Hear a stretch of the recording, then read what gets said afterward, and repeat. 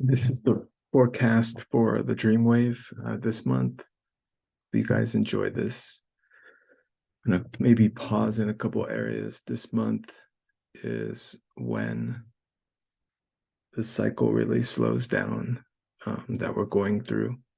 And to join Mercury in retrograde, Pluto is going to go retrograde, which is the ruling planet of my channel. You consider the name Plutonic Planes. What I wrote up for today, this is for May 2023, Dreamwave Forecast, Astrology and Human Design, Enshrined by Grace, Pain and Growth Abounds. The planets are the dream, symbols of the dream, the narration of our fevered dreamscape. The chart is the space-time, traces out for our journey. We speak our law in verse. The purpose of life is to play out what we do not yet understand, and then to remember back into ourselves each and every shard of memory with charges released. Time carves out the space where we dictate our verse, waiting as we choose what is correct. We are simultaneous incarnations, earthers, and we wait for the steady, day-to-day realizations of our truth. These are the gates the sun is going to be in this month. These are the Taurus gates. We start off in gate 24 with the mystical silence, embracing the mysterious or wasting energy with words. This is April 28th to May 4th. That'll bring us to the eve of the full moon lunar eclipse in gate 1, the gate of purpose. It'll be in Scorpio, 14 degrees. This very emotional, very climaxing, intense ending of some sort. The true purpose of this time period is to really be you and authentic in your expression, regardless of the pain and the emotional cost. The sun will be in gate 2, the receptive, that which rules, submits, open here to give and receive or exhaust resources, trying to escape yourself. So this kind of dual full moon lunar eclipse, the meaning resides in really being able to express your needs, request your needs, request what it is that you need to the other with authenticity and without fear of consequence. Every time humans express something emotional, we don't know what the consequences of that. We don't know what that could mean for the end result of our engagements, our unions, our connections. We don't know. So every moment we express ourselves is a risk. And that's what the authenticity and openness of the heart is. Gate 23, the gate of transmission. Speak truth with graceful clarity, or speak truth at and over others. This is going to be May 10th to the 16th. This is a gate in the throat center, and it's individual. So it's expressing your own uniqueness, and you're expressing things in your own unique way.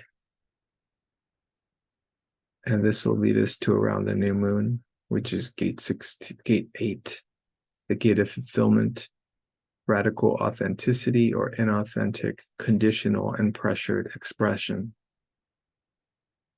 This will happen around the new moon, which will be in Taurus.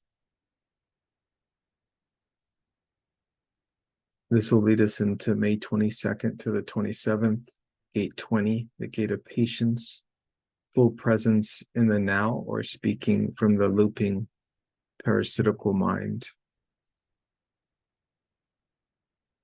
Gate 16 will be entered at the end of the month, May 28th until June 2nd.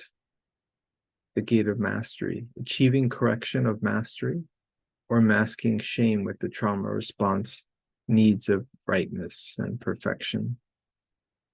maybe familiar to most of you, that usually the need for perfection or rightness is a triggered response, and sometimes a trauma response. Time is not returning, but for now, Pluto will return to Capricorn. So for now, it will return. Time will return, in the sense of Saturn being the ruler of Capricorn, the ruler of time. And the beings that control our realm are, in essence, our timekeepers. Pluto will be back in Capricorn until January of next year, where it will continue this 2024 to 2044 run in Aquarius. All of us will be feeling this wherever Aquarius is in your chart. If you want to know where that is, feel free to email me.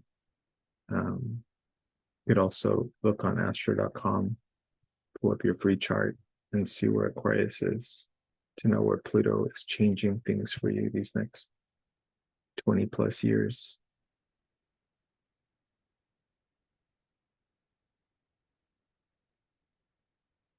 Mercury retrograde continues this month. It will go on until the 14th. Expect mix-up, errors, delays. Mercury in Taurus will retrograde from 15 to 5 degrees. This rules our finances. This rules our everyday practical exercises. Rethink, rewire, reflect, reset.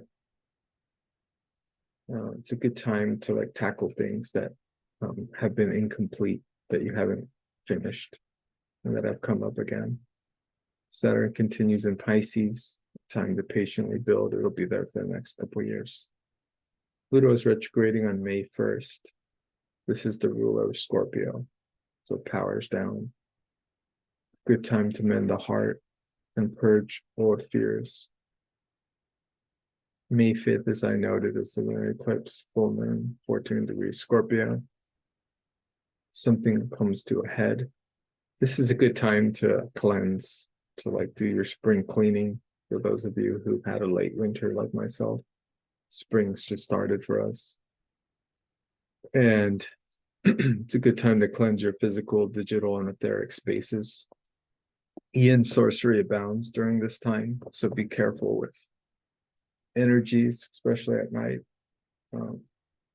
It's a power time for these energies on May 5th. Think of it like a mini Hallows Eve, like an October 31st time period.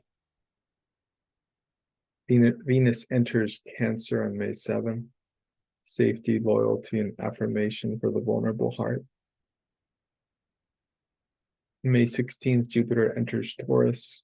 Fortunes abound, but for whom? On May 17th, Jupiter squares Pluto. This is relentless aspiration. So this is really good energy to continue the momentum in a way of what we had in April and March, where all the planets were direct. So a good time to get in there and complete some of those things. On May 20th, we have Mars entering Leo, infectious, co-rage, as I like to call it. The new moon will be on the 19th, and it's going to be in Taurus, 28 degrees. It's not too far from our goal. Our goal is around 25. Sow seeds of physical substance. And then the Pluto moon days for the month. These are the days that can sometimes be very difficult emotionally. So even building up to the full moon lunar eclipse on the 5th. On the 3rd, we have moon in Libra squaring Pluto. On the 11th, moon in Capricorn conjuncting Pluto. On the 17th, moon in Aries square Pluto. On the 22nd, moon in Cancer opposing Pluto. And at the end of the month, on the 30th, moon in Libra square Pluto.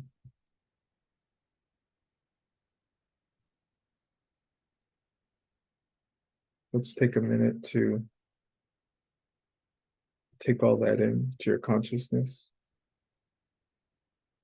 Your mind need not remember this. This is just through the entry level of the left brain.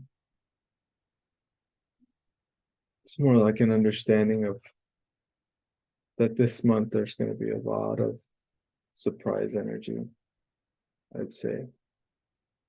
I don't know if I'd say complete surprise, but rather this is just like puzzle pieces being solved and things being cleared up and having more clarity on what is and what isn't, and a clear sense of who is in your life and who is not.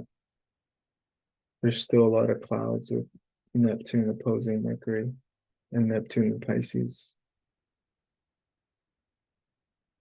June will be a little more revitalized when Mercury's direct again, but with Mercury indirect, we're kind of in the clouds again. And so take it easy this month. Don't put not a month to push yourself, but a month to process emotional things.